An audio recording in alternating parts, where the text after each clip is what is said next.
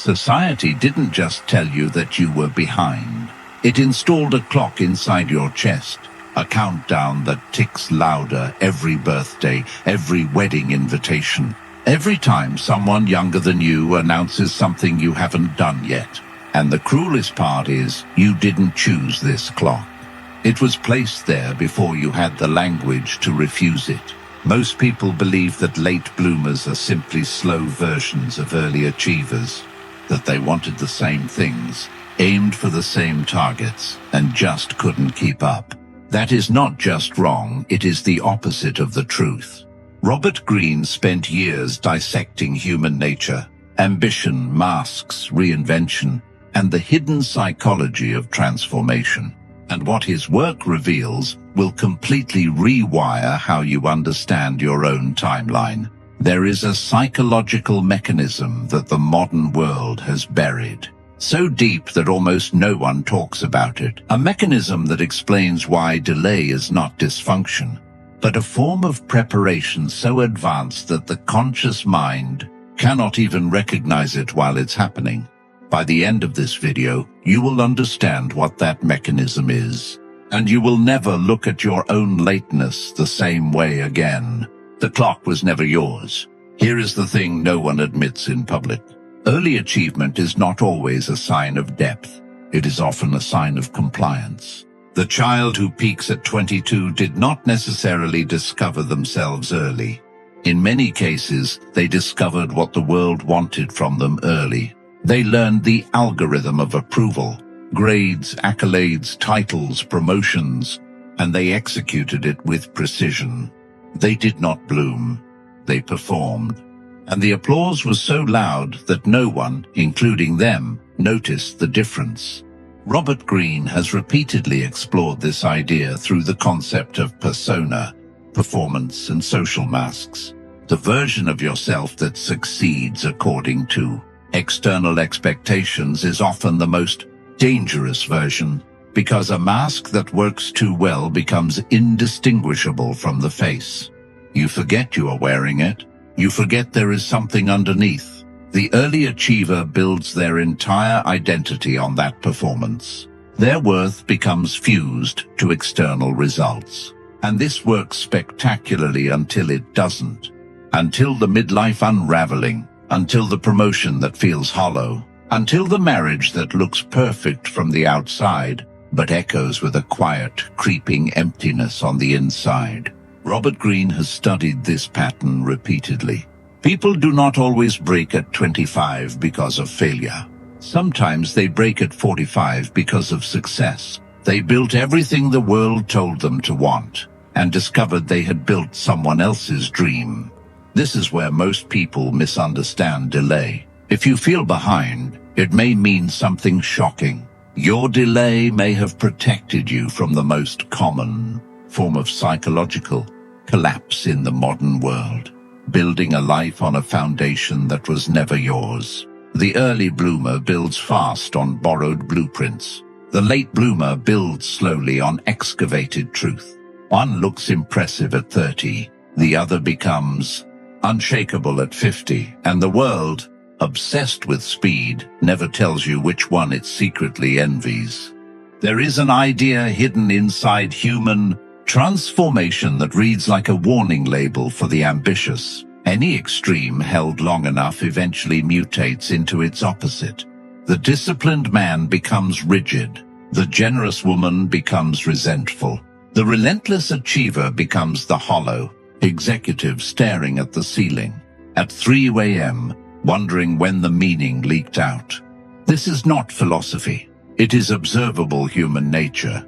Modern neuroscience has confirmed something powerful. The human brain does not finalize in adolescence. It continues restructuring itself far deeper into adulthood than most people realize. But the nature of that restructuring changes.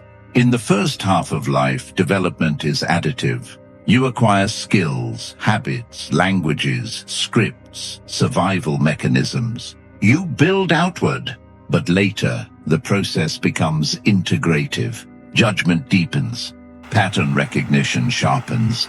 Complexity becomes easier to hold without collapsing into simplistic thinking. What this means is staggering. The late bloomer is not operating with a slower version of the same instrument. They are operating with a different one entirely. Worse at sprinting, perhaps, but far better at understanding where the race actually leads. Robert Greene's work reflects this exact pattern. The breakthroughs that matter rarely happen when the mind is merely fast. They happen when it becomes deep enough to tolerate contradiction, pressure, and paradox without panic. This is why the second half of life is not a decline. It is reconstruction. The first phase built the structure. The second opens it up and rebuilds around a center no longer borrowed from external approval. Studies on intelligence across the lifespan repeatedly show something most productivity culture ignores. Raw speed may decline, but judgment rises. Crystallized intelligence emerges. The ability to synthesize failure, experience, and pattern into accurate decisions becomes stronger. The young mind collects information. The mature mind assigns meaning to it, and meaning is the only currency that does not depreciate. If you are feeling lost right now, if you feel suspended between identities, if the old version of you has died but the new one has not fully formed, that discomfort is not proof of failure. It is the anesthesia wearing off between surgeries. Let me tell you about a man who the world almost forgot before he did anything worth remembering. In 1581, a 17-year-old named Galilei was enrolled at the University of Pisa to study medicine. His father wanted a doctor. The university wanted tuition. Galileo wanted neither. He was distracted, unfocused, and according to his professors, deeply mediocre. He dropped out without a degree. For the next several years, Galileo floated. He tutored privately for almost nothing. He published small, ignored papers. He applied for academic positions and was rejected repeatedly. By the time he was 30, he had no significant publication, no stable income, and no institutional support. By the metrics of his era, he was a failure. But something was happening beneath the surface that no external measurement could capture. Galileo was not idle during those years. He was obsessed, but his obsession did not fit into any existing category. He was studying mathematics not as an academic exercise, but as a language of physical reality. He was building instruments. He was questioning assumptions so foundational that most scholars treated them as gravity itself, unquestionable, invisible, absolute. He did not produce his first major work, a treatise on the centers of gravity of solids, until he was 28. He did not secure a proper university position until 30. He did not build the telescope that would change human civilization until he was 45. And the work that defined him, the dialogue concerning the two chief world systems, the book that cracked open the modern scientific era like an egg, he published it at 68. 68. The world remembers Galileo as a genius. What it forgets is that for the first 3 decades of his adult life, there was no evidence of that genius by any standard the world cared about. What the world could not see was that Galileo was undergoing the same kind of internal transformation. Robert Greene repeatedly describes the slow, painful process of peeling away everything that is not authentically you until only the essential self remains. This process cannot be rushed. It cannot be hacked. It cannot be optimized with a morning routine or a productivity app. It operates on its own timeline because it requires something that youth rarely possesses, the accumulated weight of enough lived experience to know what is real and what is performance. Galileo could not have written the dialogue at 25, not because he lacked intelligence, because he lacked the density. The decades of rejection, observation, quiet rebellion, and internal reconstruction gave His mind a gravitational field that his younger self simply did not have. Consider another case. Toni Morrison worked as a textbook editor for nearly 2 decades. She raised 2 children alone.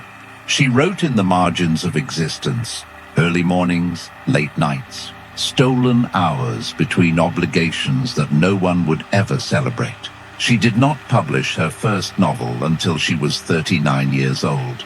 The Bluest Eye was not a debut by a young prodigy.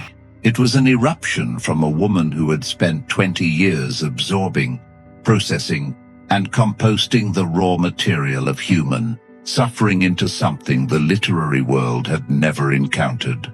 Morrison went on to win the Nobel Prize in Literature, but not until she was 62. Every decade of her so-called delay was a layer of sediment that made the final structure possible. She could not have written Beloved at 25, not because she lacked talent, because she lacked the specific density of lived experience, the kind of knowing that cannot be borrowed, summarized, or fast-tracked. This is the pattern you will find everywhere once you know to look for it. The fermentation principle. James Hollis, an analyst who spent decades working with patients navigating the second half of life, described something that I think is one of the most underreported psychological phenomena of the modern age. He called it the provisional personality. Hollis argued that the self you construct in the first half of your life is not really you. It is a draft, a functional prototype assembled under duress, parental expectations, social pressure, economic necessity, and the overwhelming need to belong. This provisional personality gets you through school, through your first relationships, through the early career. It does its job. And then, if you are lucky, it starts to crack. If you are lucky. Because most people, when the cracks appear, panic. They double down on the old identity. They chase harder. They buy the car. They post the vacation. They mistake renovation for transformation.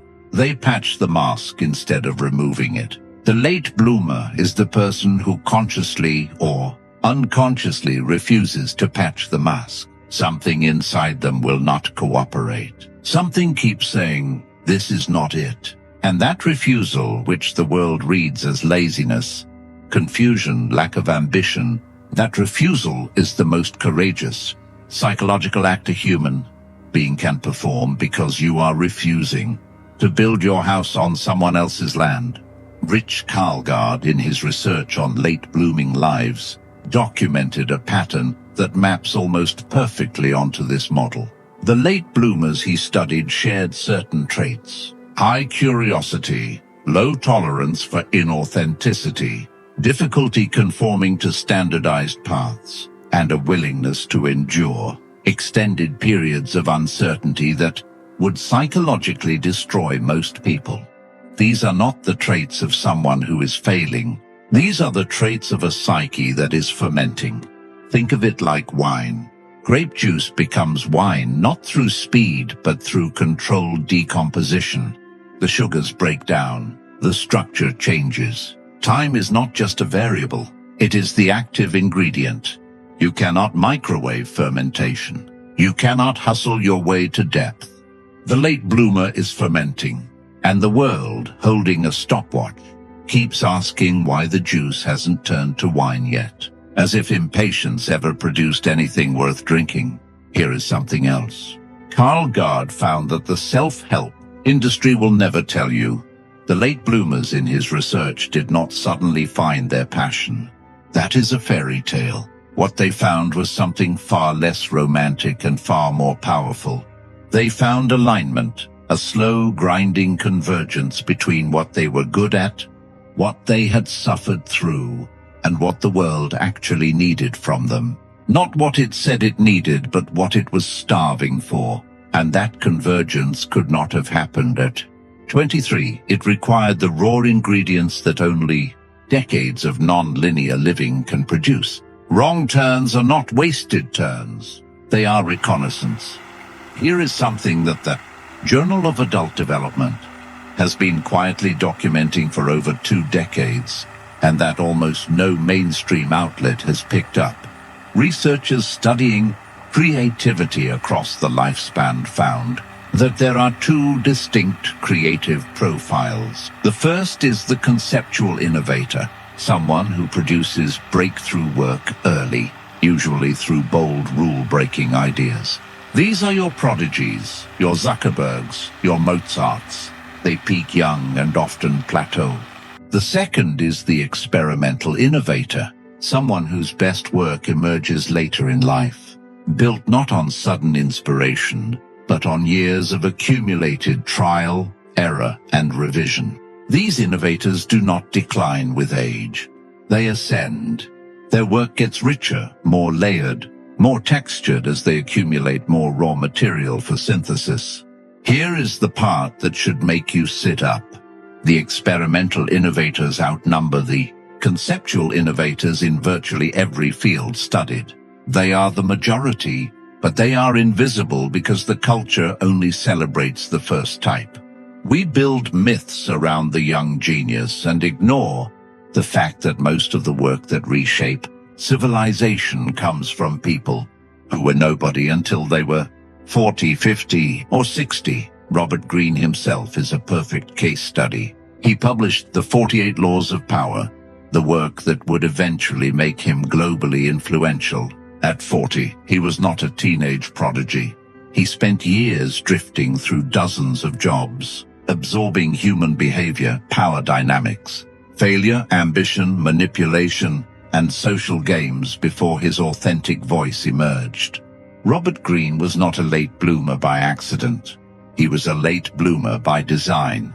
His psychology required decades of observation, integration, and confrontation with reality before his real work could surface. And this is the inversion point, the moment when everything flips. The early achiever peaks when external validation is highest. Youth, beauty, novelty, speed. The late bloomer peaks when internal integration is highest. Depth, pattern recognition, earned authority, the weight of a fully inhabited life. One type peaks when the world is clapping. The other peaks when the world has stopped watching, and it is often the second type that leaves something behind that lasts. Look at the composers. Bach wrote the Mass in B minor, considered by many to be the single greatest piece of music ever composed. In the final 2 years of his life, he was 63, virtually unknown outside a small circle, not celebrated, not trending. He simply sat in a cold room and produced something that 3 centuries of human civilization have not been able to surpass. Or look at the philosophers. Immanuel Kant published The Critique of Pure Reason, the work that restructured Western philosophy, at 57. Before that, he was a respectable but unremarkable professor. His colleagues considered him solid, competent. Nothing that would suggest he was incubating one of the most radical intellectual achievements in human history. He was not slow. He was metabolizing the entire history of philosophy into a new architecture. And that kind of metabolization does not happen on a 20-year-old schedule. The culture does not tell you these stories. The culture tells you about the dropout, who built an app at 19 because speed sells, because youth is photogenic, because the myth of early genius excuses an entire economy built on burning people out before they are 35. Robert Greene often describes transformation as something brutal, isolating, and psychologically violent. There is an image from ancient mythology that captures this process perfectly. The sun, the conscious self, sinks below the horizon each evening and enters the belly of a great sea creature. All night it travels through darkness, through the body of the monster, through the deep water where no light reaches, and in the morning it rises again. But it does not rise unchanged. The sun that emerges at dawn is not the same sun that set. It has been digested, transformed, renewed from the inside. This is what is happening to you. The years you spent behind, the confusion, the false starts, the seasons where nothing seemed to work. Those were not wasted years. They were the belly of the whale. You were being digested, not destroyed, broken down into your essential components, so that you could be reassembled around a core that is actually yours. This journey is not optional for the person who is destined to live an authentic life. You cannot skip it. You cannot optimize it. You cannot delegate it. You have to go through the darkness yourself. Feel the walls of the creature pressing in. Sit in the absence of any guarantee that morning will come. And most people will do anything to avoid this. They will medicate, they will distract. They will build louder, shinier versions of the old persona, just to avoid the terrifying question that waits in the dark. Who am I when I am not performing for anyone? But you went in, maybe not willingly, maybe you were swallowed, maybe the career collapsed, maybe the relationship detonated, maybe you simply woke up one morning and could not sustain the lie for one more hour. However you got there, you went into the water and you are still in it. And the fact that you are watching this, looking for language to describe what is happening to you, that is not a sign of weakness. That is the first flash of dawn on the other side of the whale. This explains something no career coach will ever tell you. The gap years, the lost decades, the periods of your life where you produced nothing visible, they were not empty. They were the digestion phase. Every humiliation was dissolving a false layer. Every failure was stripping a borrowed identity. Every dark night where you lay awake wondering what went wrong was the whale doing its work, breaking you down to the elements so you could be rebuilt from the marrow outward. Most people interpret these seasons as proof that they are broken. Robert Greene would interpret them as proof that they are being forged. There is a colossal difference. The broken thing stays broken. The forged thing emerges harder, denser, and shaped by heat into something that serves a purpose the raw material never could. So, what does it look like when the late bloomer finally surfaces? It does not look like what you think. There is no viral moment, no sudden explosion, no montage with triumphant music. The emergence of the late bloomer is quiet in the same way that a tree growing through concrete is quiet. No one notices until the sidewalk is cracked and the roots are too deep to remove. When the late bloomer arrives, they arrive with a quality that is almost impossible to fake. Robert Greene would describe this as the difference between performance and authentic power.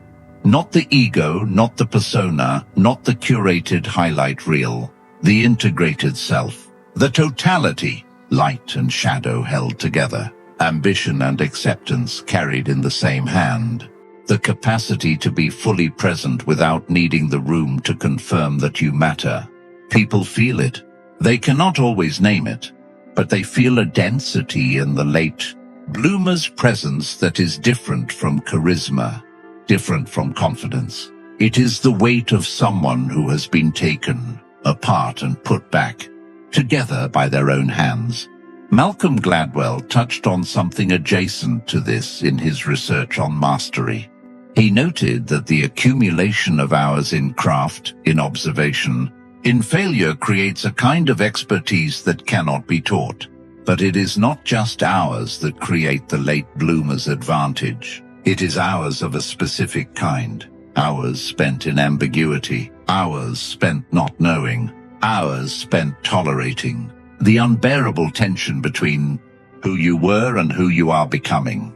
That tolerance is the rarest raw material in the world, and you have been stockpiling it for years without knowing its value. The late bloomer does not arrive with the explosive confidence of the person who won early.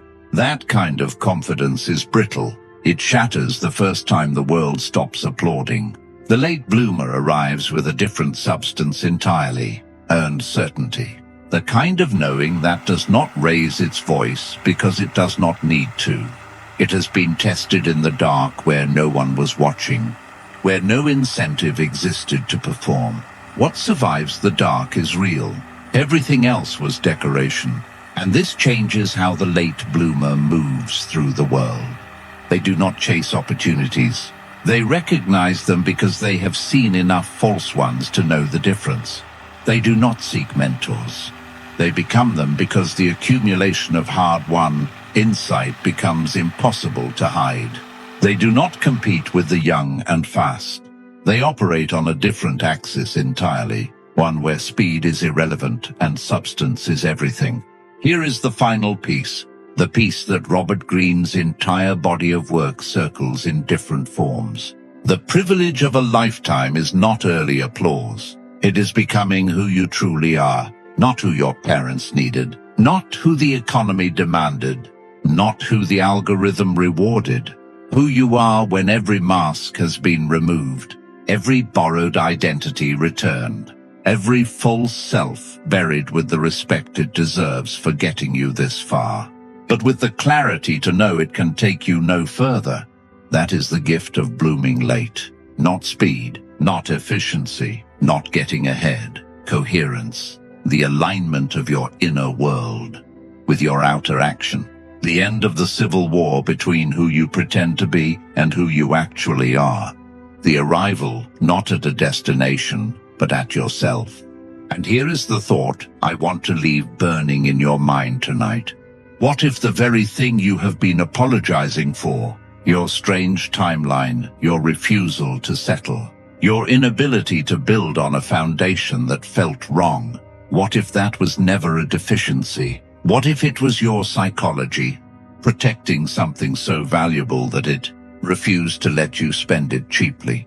What if the delay was the gift? And what if the only remaining question is not whether you are ready, but whether you are willing to stop punishing yourself for a journey that was always going to take exactly this long? The whale does not apologize for the depth of the ocean, and neither should you. Subscribe if you wouldn't.